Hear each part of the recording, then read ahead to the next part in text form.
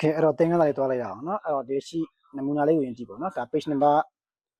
မာတိကာမှာ page number 1ရောပါကနဲ့เนาะ page number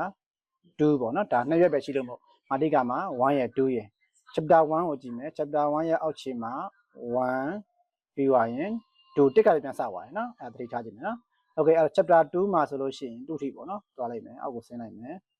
အောက်ကိုဆင်းလိုက်မယ်ဒါစစ်ပေါ့เนาะ chapter 1ကနံပါတ်6နဲ့ဆုံးပါပြီ chapter 2မှာကြည့်မယ်2မှာလည်းတစ်ကပဲပြန်စမယ်เนาะဒီမှာ1မှာ2ပြီးသွားရင်3ပေါ့เนาะအဲ့လိုလေးပေါ့ဟိုမှာတော့ကိုကပေါ်မှာ table content မှာတစ်ကနေ2အထိဆုံးပါတယ်ဒီမှာတော့เนาะအဲ့မှာသူကတစ်ပိုင်းနောက်တစ်ခုက chapter 1ကတစ်ကနေပြန်စမယ်ပြီးရင်သူရှိသလောက်ပေါ့เนาะတစ်ပိုင်းပေါ့เนาะပြီး chapter 2မှာလည်းတစ်ကပြန်စမယ်သူရှိသလောက်တစ်ပိုင်းပေါ့အဲ့ဒီပုံစံလေးကို page နံပါတ်တက်ချင်တယ်ဆိုလို့ရှိရင်ဘယ်လိုတက်မလဲဆိုတာကိုအဓိကအဲ့ဒါကိုပြောချင်တာပါဟိုအခြေခံအစပြောမယ်เนาะ okay အဲ့ဆိုဒီကတော့ရှိပြီးသားဆိုတော့ကျွန်တော် file တစ်ခုမှပဲပြလိုက်မယ်เนาะ okay ဒီဘက်က file လေးပါပေါ့ okay အဲ့ဒါပြဖို့အတွက်အရင်ဆုံးပေါ့เนาะအဲ့တော့ဘယ်လိုလုပ်ရမလဲဆိုတော့အရင်ဆုံးကိုက page နံပါတ်တက်မယ်ဆိုရင်ဒါပုံမှန်ရိုးရိုးပဲတက်ကြည့်မယ်เนาะအဲ့တော့ဘယ်မှာလဲဆိုတော့ insert tag ကိုတစ်ချက်နှိပ်မယ်နှိပ်ပေါ်လို့ရှိရင်အဲ့ထဲက headers and footer group မှာ page number ကိုတစ်ချက်နှိပ်မယ်နှိပ်ပေါ်လို့ရှိရင်အောက်ခြေမှာလို့ကျွန်တော်မို့လို့ bottom of page ကိုရွေးလိုက်မယ်အဲ့ထဲမှာ plain number 2လေးကိုပဲကျွန်တော်အလွယ်ရွေးလိုက်မယ်เนาะအဲ့ဆိုရသွားပြီပေါ့เนาะဒါ page number 1 and 2 3ပေါ့เนาะ okay ပြီးသွားရင်4 5လို့အောက်သွားနေเนาะအကုန်လုံးဒါပြပြလို့ရှိရင်နောက်ဆုံး group က close header and footer ကိုနှိပ်ပြီးတော့ပြန်ထွက်လိုက်ပေါ့အဲ့ဆိုသူကဒီမာတိကာနေစပြီးတော့1နေစပါမယ်เนาะ1 2 3 4 5ဆိုပြီးတော့အဲ့ဒီပုံစံသွားပါတယ်ဟုတ်တယ်နော်အဲ့ဒီပုံစံသွားပါတယ်အဲ့တော့ကျွန်တော်ကခုနကပြောရတဲ့ပုံစံအတိုင်းဒီ table content ကိုမာတိကာကိုကျတော့ရောမကတက်ကျင်တယ်ပြီးရင်1ရ2ရစမယ် chapter 1ကနေပြီးတော့သူရှိသလောက်ထိကိုလည်းတခါတစ်ကပဲပြန်စကြင်တယ်ပေါ့နော်အဲ့ဒီ setting သွားဖို့အတွက်အရင်ဆုံးဘယ်လိုလုပ်ရမလဲဆိုတော့ section အရင်ခွဲပေးရမယ်နော်လောဆယ် table content ကတရက်ပဲခဏထည့်တဲ့အတွက်ညကျွန်တော်ခွဲလိုက်အောင်နော်နေ့ပဲဖြစ်သွားအောင် page number 1ရက်ရှိမှတစ်ချက်နေမယ်ပြီးရင် keyboard ကနေ control ကိုထိပြီးတော့ enter ခေါက်လိုက်မယ်ဆို site အလုပ်တွေရမှာပေါ့နော် okay ဒီမှာနော် okayဒါ table content အတွက်ပေါ့နော်ဒါမာတိကာအတွက်နှစ်ရွက်ထားခဲ့လိုက်မယ်ဟုတ်ပြီနော် okay အဲ့ဆိုလို့ရှိရင်ကိုကတစ်ပိုင်းစီဖြစ်ဖို့အတွက်အရင်ဆုံး section ခွဲပေးရမှာဟုတ်ပြီနော်အဲ့တော့ section ခွဲဖို့အတွက်ဒီ page number ကိုရင်ဖြောက်လိုက်အောင်မယ်နော်ဒီ page number ကိုနှစ်ချက်နေမယ်ပြီးသွားရင်ပထမဆုံး group မှာရှိရနော်ဒီမှာနော် header and footer tag ကပထမဆုံး group မှာ page number ကိုနှိပ်မယ် remove page number ကိုနှိပ်လိုက်ပေါ့နော်အဲ့ဒါဆိုရင်နောက်ဆုံး group က close header and footer နေလို့ရှိရင်ဒါပြတ်သွားပြီနော် okay အဲ့ဆိုရင် section ခွဲဖို့အတွက်ဘယ်လိုလုပ်ရမလဲပေါ့နော်ကို section စခွဲမဲ့စာရဲ့အရှိမှာတစ်ချက်နှိပ်ချာကိုက page number 1ကနေစခွဲမှာဖြစ်တဲ့အတွက် page number 1ရဲ့အရှိကိုတစ်ချက်နှိပ်လိုက်ဘာလို့ဆိုတော့သူ့ရဲ့အပေါ်ကတစ်ပိုင်းလို့ပြောချင်တာဟုတ်ပြီနော်အဲ့တော့ကိုစခွဲမဲ့စာရဲ့အရှိမှာကာစာလေးတစ်ချက်နှိပ်ပြထားမယ်ပြီးသွားရင် layout tag ကိုတစ်ချက်နှိပ်နှိပ်ပြီးတော့လို့ရှိရင်အဲ့ထဲမှာ break ဆိုတာလည်းရှိတယ် BREAK break ဆိုတာရှိတယ်သူ့ကိုတစ်ချက်နှိပ်ပေါ်လို့ရှိရင်ဒီမှာ section break ရဲ့အောက်မှာ next page ဆိုတာရှိတယ်အဲ့ဒီ next page ကိုတစ်ချက်နှိပ်ပေါ့နော်နှိပ်လို့ရှိရင်ဒီပေါ်ကိုနည်းနည်းကြည့်လိုက် okay အဲ့ဆိုရင်မပေါ်ဘူးနော်အဲ့ဒါကိုမြင်အောင်ဘယ်မှာကြည့်မလဲဆိုတော့ home tag ကိုပြန်သွားလိုက်နော် home tag ကိုပြန်သွား paragraph ကဒီမှာ show or hide pattern လေးကိုတစ်ချက်နှိပ်လိုက်အဲ့ဆိုရင်ကိုကအနာခောက်ခဲ့တာလား section ခွဲခဲ့တာလား space ချခဲ့တာလားအဲ့ကြည့်လို့ရပါပြီဟုတ်ပြီနော်ဒီမှာ section break ဆိုပြီးတော့တစ်ခုရသွားပြီပေါ့နော် okay ဒါဆိုရင်မာတိကာအထိကတစ်ပိုင်း chapter 1ရဲ့အဆုံးကိုသွားမယ် okay အဲ့လိုပဲ chapter 1ရဲ့အဆုံးကိုသွားမယ်နော် chapter 1ရဲ့အဆုံးဆိုတော့ chapter 2ရဲ့အစပါနော် okay အဲ့တော့ဒီရှေ့မှာတစ်ချက်ပြန်နှိပ်မယ်ခုနကလိုပဲ section ခွဲဖို့အတွက်ဘောက layout tag ကိုနှိပ်မယ်ပြီးရင် space header group မှာပဲ break ကိုနှိပ်မယ်အဲ့ထဲက next section break အောင်ပါနော် next space ဆိုတာလေးကိုတစ်ချက်နှိပ်လိုက်အဲ့ဆိုရင်ဒီမှာကြည့်လိုက်နော်ပေါ်နဲ့တက်ကြည့်လိုက်ဒီမှာအဲ့ဆိုရင် chapter 1ရဲ့အဆုံးမှာ section break ဆိုပြီးတော့ခွဲပါပြီနားရလားမသိဘူးနော်ဒါ section ခွဲတဲ့အပိုင်းပေါ့နော်ကိုကပုံမှာကိုစခွဲမဲ့မာတိကာပိုင်းကတစ်ပိုင်းပြီး chapter 1ရဲ့ရှေ့မှာတစ်ချက်နှိပ်ပြီးတော့layout tag က break ကိုနှိပ်တယ် section break ကိုနှိပ်တယ် chapter 2ရဲ့ရှေ့မှာနှိပ်ပြီးတော့ layout tag ကbreak ကိုနှိပ်တယ် section break ကိုနှိပ်ခဲ့တယ်ပေါ့နားရလားမသိဘူးနော် okay အဲ့ဒါ section ခွဲပြီးသွားပြီ section ခွဲလို့ပြီးသွားပြီဆိုလို့ရှိရင်ဒါဆိုရင် page နံပါတ်တက်ပြရပြီပေါ့နော် okay တက်မယ်အဲ့တော့ဘောလုံးပြန်တက်မယ်တက်ပေါ်လို့ရှိရင်ကိုကဒီစမှာတစ်ချက်နှိပ်ပေါ့နော် page number 1မှာနှိပ်ထားလိုက်နှိပ်ပေါ်လို့ရှိရင် insert tag ကိုပြန်သွားလိုက်သွားပေါ်လို့ရှိရင်ဒီမှာ page number ခုနကလိုပဲနော် page number ကိုနှိပ်မယ်အဲ့ထဲမှာ bottom of page ကိုပဲနှိပ်ပြီးတော့ page number 2လေးကိုပဲရွေးလိုက်မယ် okay အဲ့တော့တက်သွားပြီနော်1ပြီးသွားရင်2ဒီအောက်ကိုဆင်းကြည့်နော် chapter 1ရဲ့အောက်ကိုဆင်းကြည့်နော်ဒီမှာတက်ပြီးမှတော့တက်ပြီးသွားတယ်1နဲ့ပဲပြန်ဆက်သွားကြည့်ရနော်1ဆက်သွားတယ်အောက်ကိုဆင်း okay 2မြင်လားမသိနော်အောက်ကိုဆင်းသွား3 okay 4 5 6ပေါ့နော် chapter 2မှာကျတော့ပြန်ကြည့်မယ် chapter 2ရဲ့အောက်မှာလည်းသူ့ဘာသူတစ်ကနေပဲပြန်ဆက်သွားပြီအဲ့ဒါဘာလို့အဲ့လိုဖြစ်တာလဲဆိုတော့ခုနကကိုကဘယ်ကနေဘယ်ထိကိုတော့တစ်ပိုင်းမှာဆိုပြီးတော့ section ခွဲခဲ့လို့ section break ခွဲခဲ့လို့နားလဲမသိနော် okay အဲ့ဆိုရင်ဒါက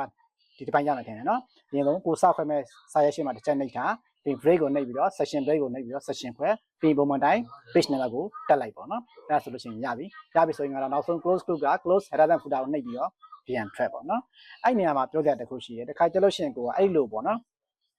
်ခုလို session ခွဲလိုက်တယ်ခွဲလိုက်ပေမဲ့ပေါ်မလာဘူးပေါ့နော်ပေါ်လာတဲ့ခါမှာလည်းဥမာ0လို့တစ်ခုဖြစ်နေတာပေါ့နော်ဒီနေရာမှာလာပြတော့0ပြတယ်ဒါမှမဟုတ်လို့ရှိရင်တစ်ကနေပြန်မစားဘဲနဲ့0နဲ့စသွားတာတို့ဒါမှမဟုတ်လို့ရှိရင်3 4 5အဲ့လိုဖြစ်နေတာတို့ဟုတ်ပြီနော်အဲ့ဒီ setting တွေကိုပြန်ကြောင်းကျင်လို့ရှိရင်ဘယ်လိုလုပ်ရမလဲဆိုတော့တော့ဒီပြင်ထည့်ခဲ့တဲ့ format ကိုပြန်ပြင်မယ်နော်ဝေးတစ်ခုချင်းသွားအောင်ရင်းဆုံးဒီဟာလေးကိုရောမကနာဖြစ်ချင်တာဟုတ်ပြီနော်နံပါတ်1ကိုရောမကနာဖြစ်ချင်တာအဲ့သူပြင်ဖို့အတွက်သူ့ကို2ချက်နှိပ်လိုက်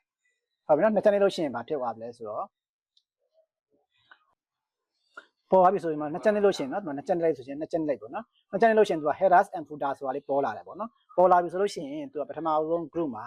page number ဆိုတာရှိတယ်တစ်ချက်နှိပ်လိုက်နှိပ်ပေါ်လို့ရှိရင်ဒီမှာအတိအကျကြရနော် format page number ကိုတစ်ချက်နှိပ်ရမှာနှိပ်ပေါ်လို့ရှိရင်ကိုလိုချင်တဲ့ပုံစံက1နဲ့3လေးမဟုတ်ဘူးရောမကနာနဲ့လာပြချင်တာဒါမှမဟုတ် ABCD ပေါ့နော်တစ်ခုဖြစ်နေတယ်ဆိုလို့ရှိရင်ဒီမှာ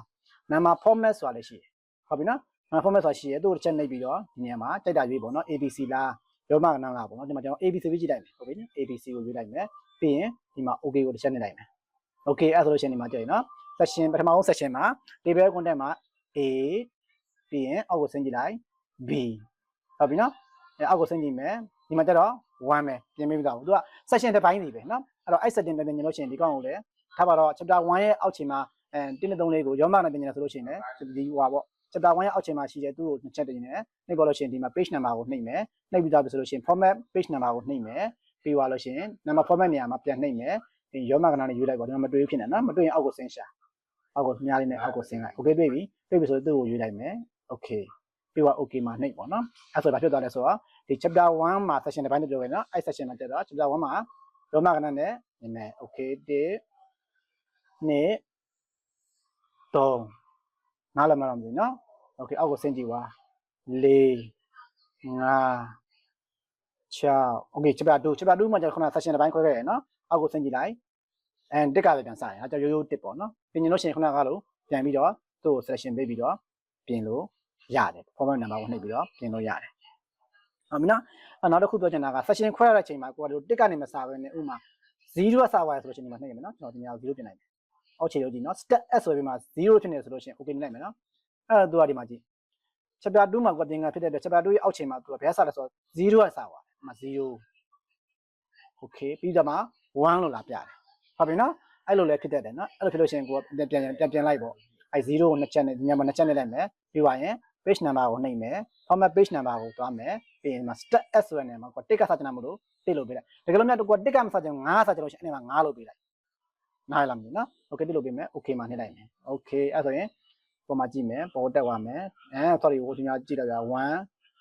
2 3ပေါ့နော်အဲ့လိုပုံစံမျိုးပေါ့ဒါတစ်ပိုင်းစီနော်ဒါ chapter 2အတွက်မို့လို့1 2 3 chapter 1တော့ကခုန section ပိုင်းကကြတော့ရောမကနနဲ့တစ်ကနေ6အထိပေါ့နားလည်မလားမသိဘူးနော်အဲ့ဒါကဘာလဲဆိုတော့ကိုယ့်ရဲ့ဒီ page number တွေကို ABC တက်ချင်တယ်ရောမကနတက်ချင်တယ်အဲ့ညမှာနောက်တစ်ခုခုနကဟိုမှာ section break ခွဲပြီးတော့ page number တက်တဲ့ခါမှာ0စပြတယ်ဆိုလို့ရှိရင်ကိုပြင်ဖို့အတွက်ပေါ့နော်အဲ့ဒါလေးတွေကဘယ်မှာရှိရလဲဆိုတော့ကိုယ့်ရဲ့ဒီ header footer မှာနှစ်ချက်နှိပ်ထားရမယ်နော်ဒီထဲမှာရှိနေရမယ်နော်အဲ့တော့မှာ header footer ကပေါ်မှာပြီးတော့မှ page number ကိုနှိပ်ပြီးတော့ format page number ကိုနှိပ်ပြီးတော့ပြင်ခဲ့တာပေါ့နော် okay အဲ့ဒါနောက်တစ်ခုထပ်ပြောချင်တယ်နောက်တစ်ခုကျတော့ဒီလိုပေါ့နော်ဒါကတော့မာတိကမို့ထားပါတော့တစ်ကပဲစလိုက်တယ်ဒီမှာ A B ရက်စလိုက်တယ် okay page number chapter 1မှာကျတော့အောက်ချိန်မှာဒီညမှာတစ်လို့မပြချင်ဘူးကွာဒါပထမဆုံးစာမျက်နှာဟုတ်တယ်မလားတစ်လို့မပြအဲ့ဆိုသူ့ကိုတစ်ချက်နှိပ်မယ်သူ့ကိုတစ်ချက်နှိပ်တော့လို့ရှိရင်ဒီမှာ different first page ဆိုတာလည်းရှိတယ်သူ့ကိုတစ်ချက်နှိပ်လိုက်နှိပ်လို့ရှိရင်ဒီမှာကြည့်အောက်ချိန်မှာမမြင်ရတော့ဒီမှာ chapter 1ရဲ့အောက်ချိန်ကိုကြည့်မမြင်ရတော့နော်အဲ့ဆိုဒုတိယစာမျက်နှာကိုကြည့်လိုက်ဘယ်စလဲ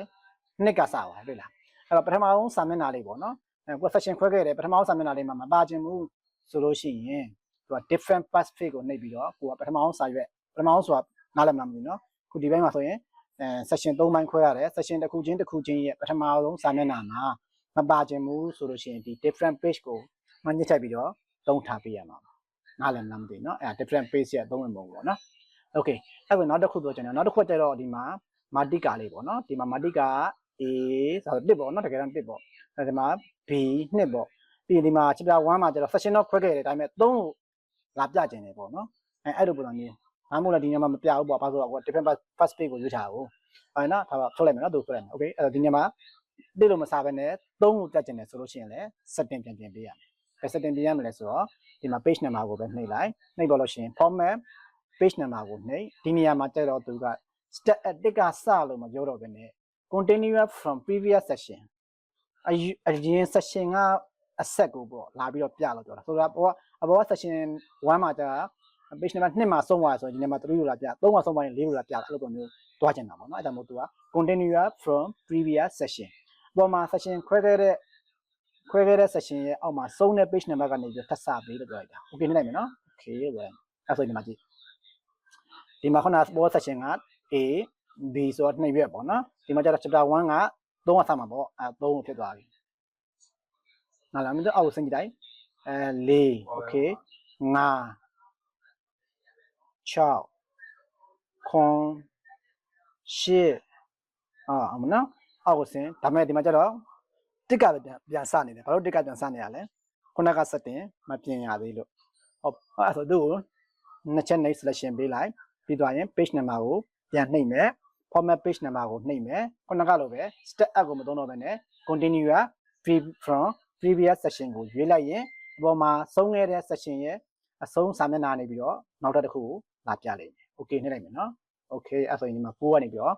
စသွားတယ်နော် format ကတော့မကြိုက်ပြန်နော်ဥပမာ9လောက်ပြနေတယ်အဲ့လိုမပြချင်ဘူးရောမကနန်းဒါမှမဟုတ် ABC ကြောင်းလို့ရတယ်တစ်ခုချင်းစီဟုတ်ပြီနော်အဲ့ဆိုရင်တော့ကျွန်တော်နားလည်မယ်လို့ထင်တယ်ကိုကြိုက်တယ်လို့အကုန်လုံးပြင်ပြီးသွားပြီဆိုရင်တော့ဒီ close setup folder ကိုနှိပ်ပြီးတော့ဒါပေးလိုက်လို့ရှိရင်ကိုလိုချင်တဲ့ပုံစံရပါပြီအဲ့တော့ဒီမှာပြောသွားတာလေးကတော့ဒီကအရင်ဆုံး page number တွေတစ်ခုနဲ့တစ်ခုတစ်ပိုင်းတွေဖြစ်ချင်လို့ရှိရင်အရင်ဆုံး section ခွဲရမယ်ပြီးသွားရင်ပထမအောင် section တစ်ခုချင်းရဲ့ပထမအောင်စာမျက်နှာမှာ page number ကိုမပေါ်သေးချင်ဘူးဆိုရင် different first page ကိုအမှန်ချက်ထည့်ပြီးတော့ဖြောက်လို့ရတယ်ဒါမှမဟုတ်နောက်တစ်ခု setting ကကြတော့ page number ကိုနှိပ်ပြီးတော့အောက်မှာ format page number ဆိုတာရှိတယ်အဲ့နေရာမှာပြောခဲ့တာ3ခုရှိတယ် number format ဆိုတာကြတော့ဒီကိုယ့်ရဲ့ number တွေရဲ့ပုံစံပေါ့ format ဆိုပုံစံလေးပေါ့ ABC ကရောမကနာဆိုတာကိုတွတ်ပြင်တဲ့နေရာနောက်တစ်ခုအောက်ကနှစ်ခုကကြတော့section ခွဲခဲ့တဲ့အခါမှာ section တစ်ခုနဲ့တစ်ခုနဲ့ဆက်ပြီးတော့တွားမှာလားဒါမှမဟုတ်လို့ရှိရင် section တစ်ခုချင်းစီမှာဘယ်ကနေစမှာလဲဆိုတဲ့ step up ကိုနှိပ်ပြီးတော့စလို့ရတယ်အဲ့ setting ကိုတော့ကိုပါကိုသုံးပေးရမှာเนาะအဲ့တော့ပြောခဲ့တာလေးအဲ့လေးပါเนาะအဲ့တော့ section ခွဲတာသိရမယ် section ပေးလို့တာသိရမယ် different pass ပေးလို့တာသိရမယ်ပြီး number format ပြင်လို့ရဆိုသိရမယ်ပြီး continue from previous section ဆိုတာကိုလုံးဝနားလည်ရမှာเนาะဟုတ်ဆိုတော့အရင် section ကဟာကိုဆက်သွားမယ်လို့ပြောတာပြီးရင် step up ကကြတော့ကိုကဘယ်ကနေစမလဲဆိုတော့ page number ကိုဒီမှာလာပြီးတော့ပြောလို့ရတယ်1ကနေမကဘူးเนาะဒီမှာ9ကစမယ်6ကစမယ်အဲ့လိုတွားပြီးတော့ဟောတတ်မှတ်လို့ရတယ်ဟုတ်ပါပြီเนาะ okay အားလုံးကိုကျေးဇူးတင်ပါတယ်